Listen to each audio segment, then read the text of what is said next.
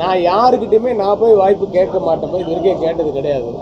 அதுவாக வரும், அமையும், அப்போ தான் செய்வேன்.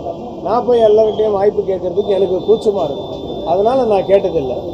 என்ன வாய்ப்பு வந்தாலும் அது எனக்கு கரெக்டாக சரியாக பட்டதுன்னா நான் செய்ய போகிறேன்.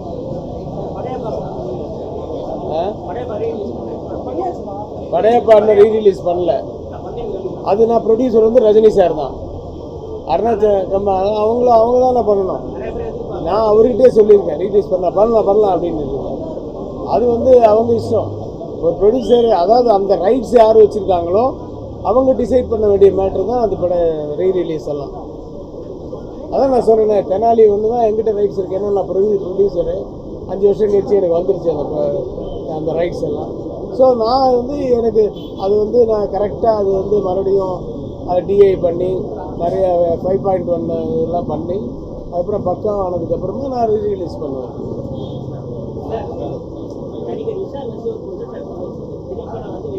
சரியா கேட்கல. நடிகர் விஷால் வந்து